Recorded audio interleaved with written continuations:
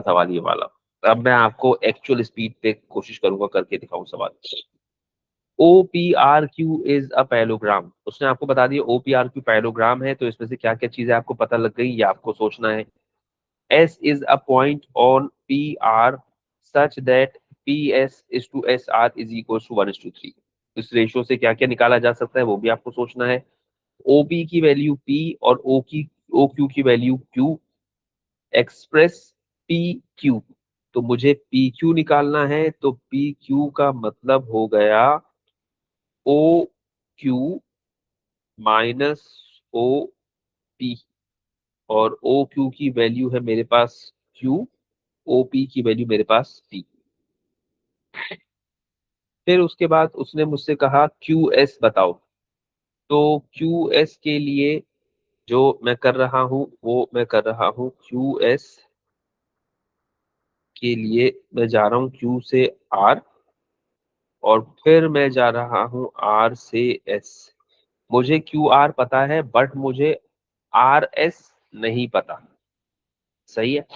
हाँ, मुझे रेशोज पता थे कि मेरे रेशोज क्या है। ठीक है, तो RS जो है या SR जो है वो मैं पता करूंगा पहले। सही है। मुझे पता है कि मेरा SR इज 3 टाइम्स। यार आपकी स्क्रीन नहीं नजर आ रही, क्यों भाई? पता नहीं, ब्लैक नजर आ रहा है। ब्लैक नजर आ रहा है? सबको ब्लैक नजर आ रहा जी सर। है? अब वापस देखो आ भाई। गया जी। अच्छा, तो अच्छा मैं क्या पता कर रहा था पता नहीं। हाँ, मुझे RS या SR पता करना है। मेरे पास एक ये रेशो लिख कर दिया हुआ है मुझे, PS से SR का रेशो 1:3। यानी अगर ये 1 है तो ये 3 है, तो पूरा है 4। मैं SR पता कर रहा हूँ ना, जी सर।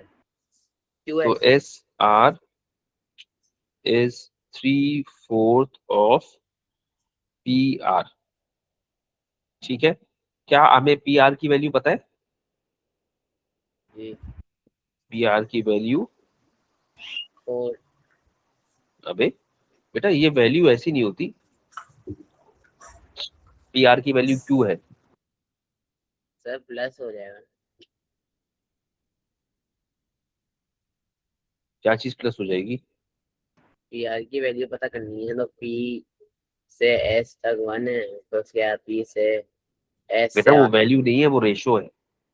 अच्छा अच्छा। सही है, खैर मैंने SR पता कर लिया। अब मैं वापस जाऊंगा, QS is equal to QR। QR कितना है मेरे पास? QR तो मेरे पास है P। RS मैंने SR पता किया हुआ है, SR है 3/4Q। तो RS कितना हो गया? -3/4Q। -3/4। ठीक है, खैर अब मैं चाहता ये था कि एक्चुअल स्पीड पे करूं, लेकिन बहरहाल T is a point on QS extended. अच्छा अरे भाई, आपने QS को फर्दर एक्सटेंड किया तो वहां कहीं एक पॉइंट आ गया T, मिसाल के तौर पे। ठीक है, यहां पर आ गया T। QT is 4/3 of QS। आपने PT बताना है एज सिंपली एज पॉसिबल। खराब सवाल ले लिया मैंने इस टाइम पे, खैर चलो अब तो ले लिया। आपको PT की वैल्यू बतानी है।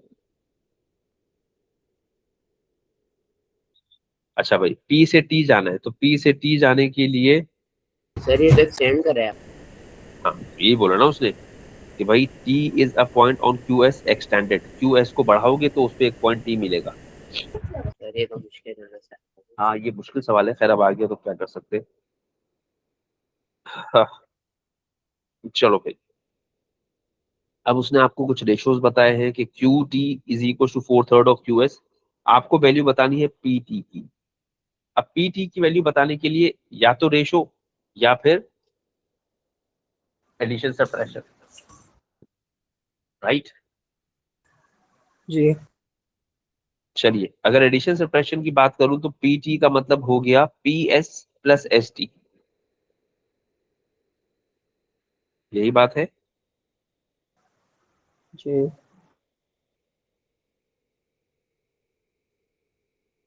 पी एस तो जैसे तैसे करके मालूम है तुम्हें, सही है ना। पी एस पी आर का 1/4 है, सही है। जी जी।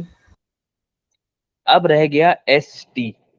एस टी आप पता कर सकते हैं अगर आप रेशोज बना ले। आपके पास एक रेशो दिया हुआ है क्यू टी और क्यू एस का।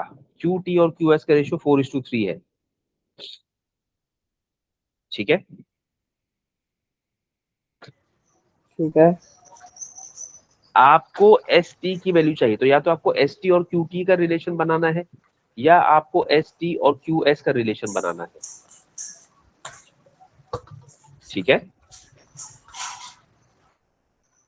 ठीक है। बताओ एस टी और क्यू एस का रिलेशन बताओ।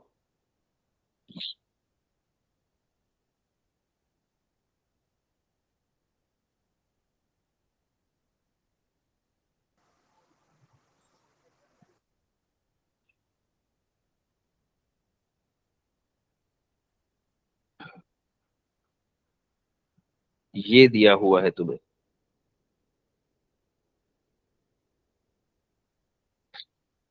क्यू टी 4 है तो क्यू एस 3 है। क्यू टी 4 है तो क्यू एस 3 है, तो सबसे पहले तो एस टी कितना रह गया। 1।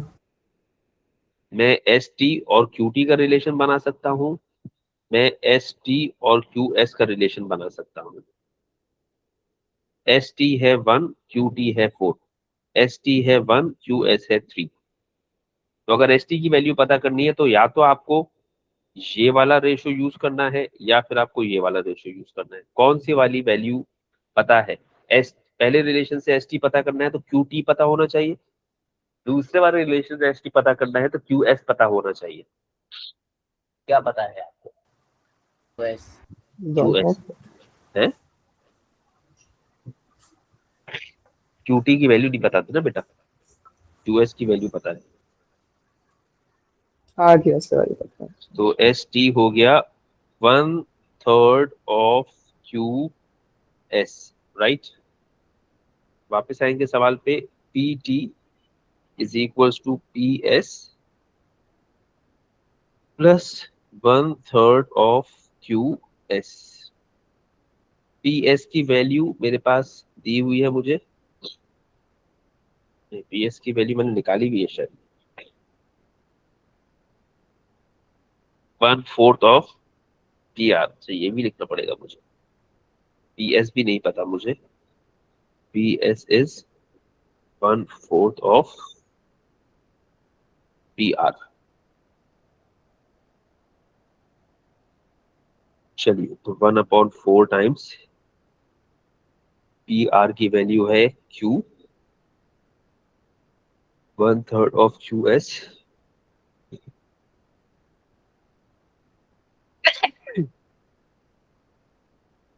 P minus 1/4 Q. सिंप्लीफाई कर दिया मैंने 1/3 टाइम्स क्यू एस को। 1/4 क्यू से 1/4 क्यू कैंसिल, मुझे 1/3 पी बच गया, यानी P T is 1/3 of P. सही है।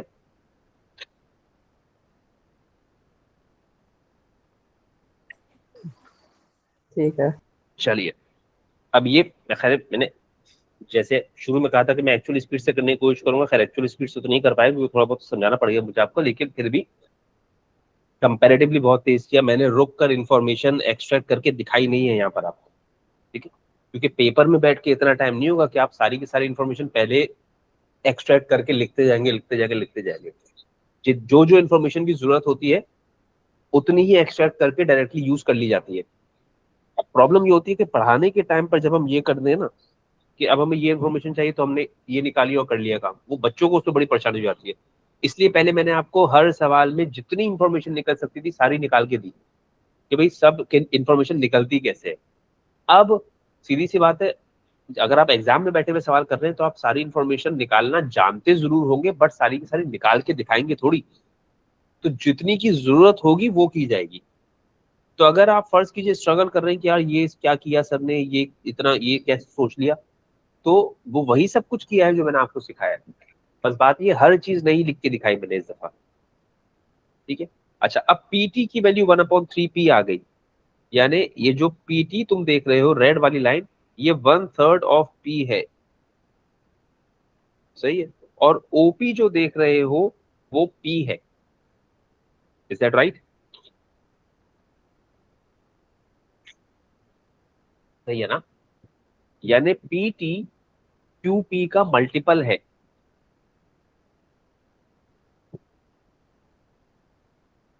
मैं क्यूपी का ही 1/3 कर रहा हूं तो पीटी की वैल्यू आ रही है ना। जी। वो आपसे पूछ रहा है कि बताओ, ये जो 3 पॉइंट्स हैं तुम्हारे पास, सॉरी 3 पॉइंट्स है ओ पी और टी, इन 3 पॉइंट्स के बारे में क्या कह सकते हैं आप? Collinear point. ये कोलिनियर पॉइंट्स हैं।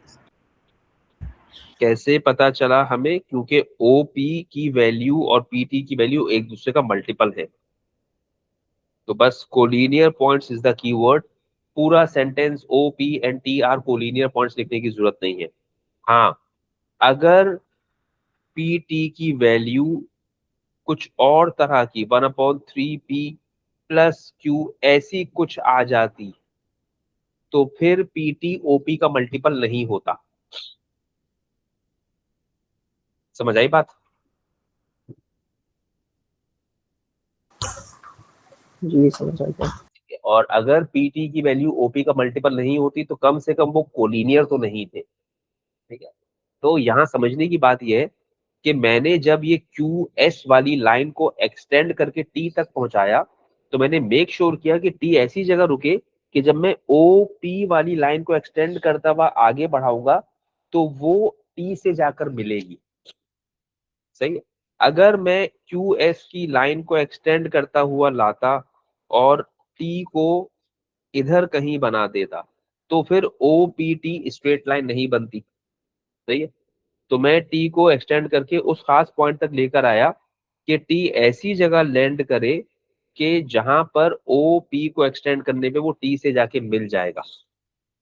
और ये मुझे कंस्ट्रक्शन करते हुए नहीं पता था, ये मुझे वैल्यू निकालने के बाद पता चला कि मेरी जो पी टी की वैल्यू आई है वो तो ओ पी का मल्टीपल आ रही है। तो इसका मतलब है टी तक सीधा ओ पी से भी पहुंच सकते हैं और टी तक सीधा क्यू एस से भी पहुंच रहे हैं। सही है बात? तो खैर ये अपना थोड़ा सा गलत सवाल हो गया एक्चुअल स्पीड